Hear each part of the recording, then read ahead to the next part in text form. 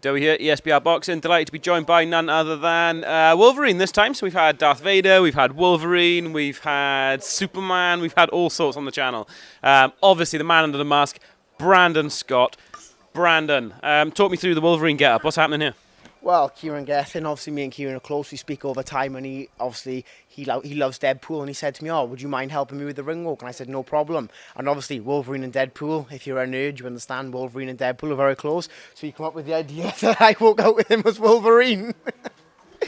There's probably not much that you won't do, Brandon. Before we go on any further then, I have to start off by giving you an apology, don't I? Because in my recent interview with Kieran Geffen, I pointed out that, Brandon, you had gone big time, you'd forgotten about ESBR, and that's not the case. So publicly, I would like to apologise to you.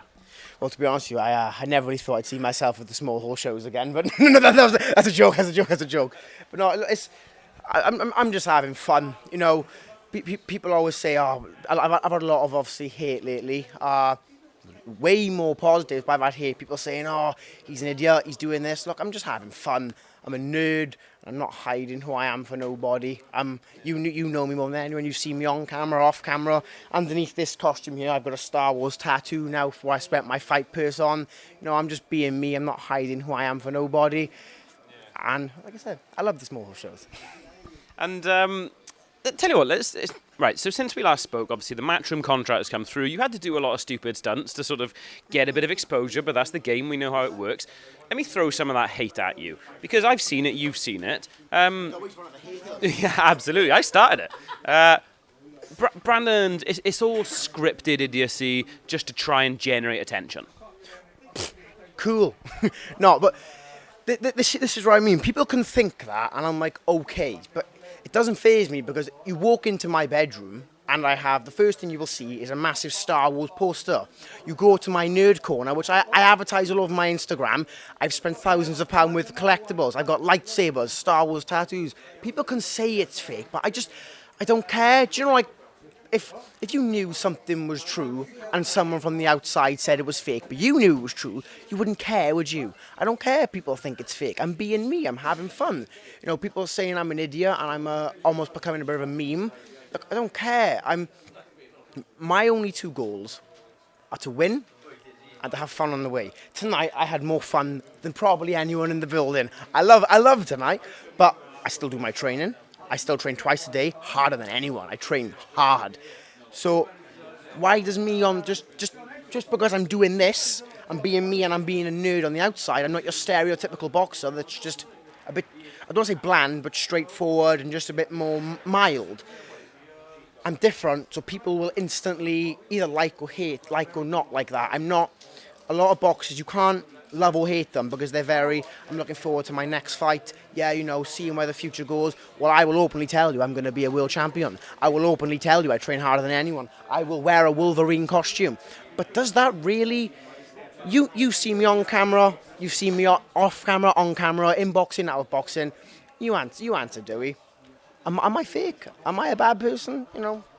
No, Brandon, I know you well enough to know that what you portray publicly is you, and you're quite brave in some ways in that you do that because you're going to get ridiculed online for some of the stuff. And I've seen it myself. I've seen, you know, the people throwing hate you, and I've seen a lot of love as well. So on the flip side, what's it mean to you when you get messages, when you get comments, when you get these things that you've been an inspiration and encouragement to people who maybe want to lose weight or people who've been bullied, or how does that stuff compare and how does that make you feel?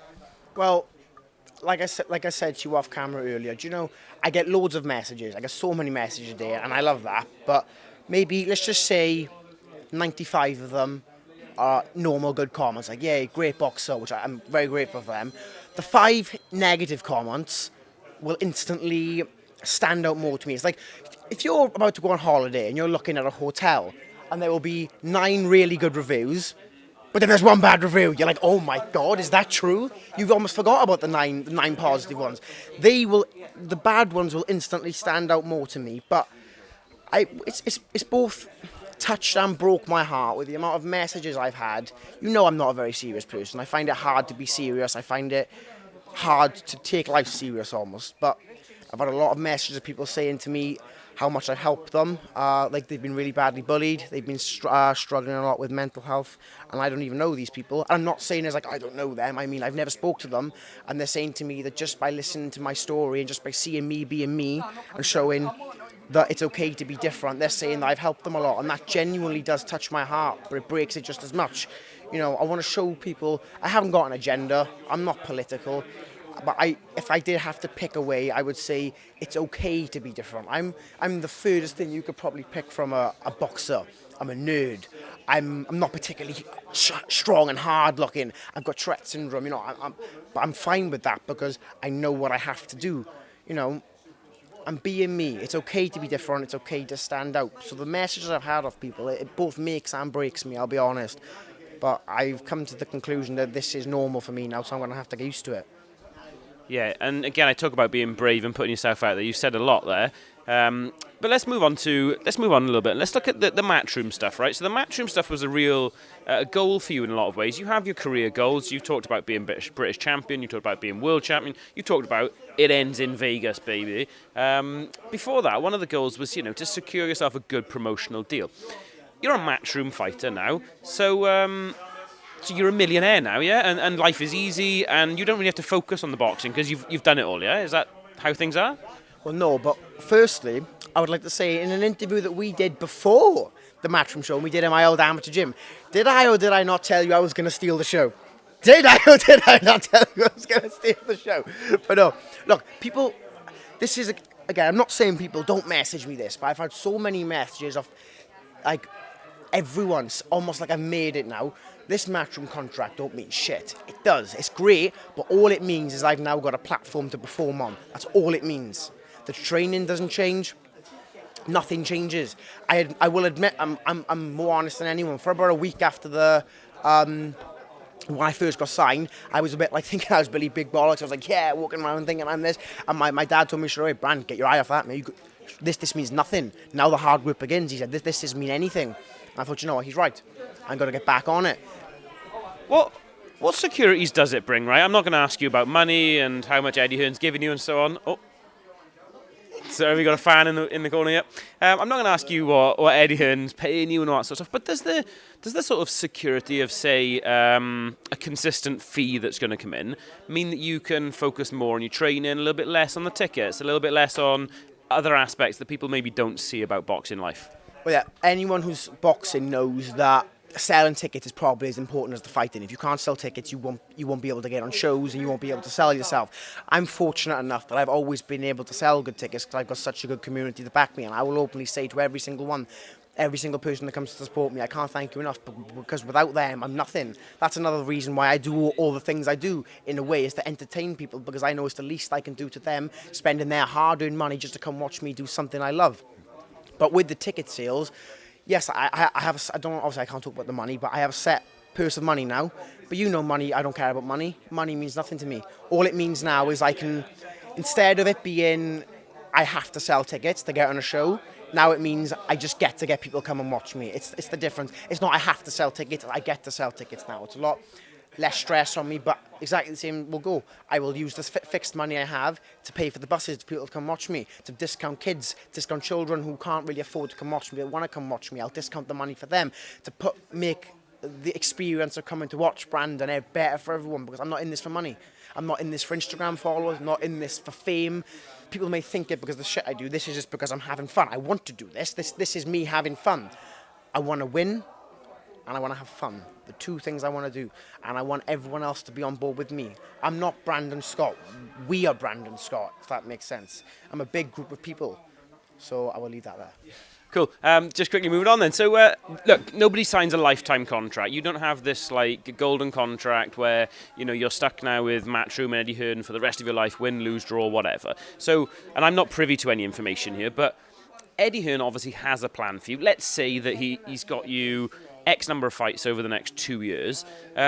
What's your understanding of the plan? Are we going to see you outside of South Wales? Are we going to see you over in the States? Are we going to, do you know what the plan might be for you? Well, I don't know if you've seen the interview I did with Eddie Hearn, but when I interviewed him, I pretty much burnt my bridge with Frank Warren and Ben Shalom because I was ripping. So I best hope this goes well, otherwise I don't know where to go. But no, the contract is a 4-fight contract I've got with them, and obviously I have no doubt if I be me and I keep performing, I haven't had a bad performance yet, so why the hell would I have one now? You know, we'll look to go forward more with that. But my next fight can't be announced yet. But what I will tell you is it is out of Wales. It's my first fight ever as a professional out of the country, which I'm very much looking forward to, reaching a new audience again, but in live this time.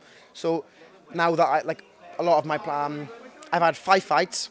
3 of them have been in the Vale Sports Arena. A lot of boxers will box continuously in the Vale Sports Arena, or in Cardiff or Swansea, let's just say. So now this is me excited because now I get to box off home soil. I get to box in an environment where there's not sheep everywhere, you know. So this is now me. This is the start of me branching out. You know, I'm fully aware that I can't be just an entertainer, that I have to train every day, granted, but I do also understand that to a degree boxing is a business dressed as a sport. I do get that to a degree, but I still do my training, like I said earlier. But now this is a chance for me to reach a new platform. And it's all about growing that brand and, making yourself a bigger, more sellable object, I guess, to the masses out there. Brandon, I won't take up any more of your time. It's been fantastic speaking to you. You know you didn't say when you're out next, so whenever you are out next, no doubt we'll be able to catch up with you then. You've usually got a funny closing message. We do have children present, so please be nice. Do you have a funny closing message? You can't put me on the spot like that. Do you know what? I've said a lot, but I'm going to say, just come to my next fight. I can't tell you when it is. August 19th, but what I will say is when it does get announced, be there or be square. Kapow!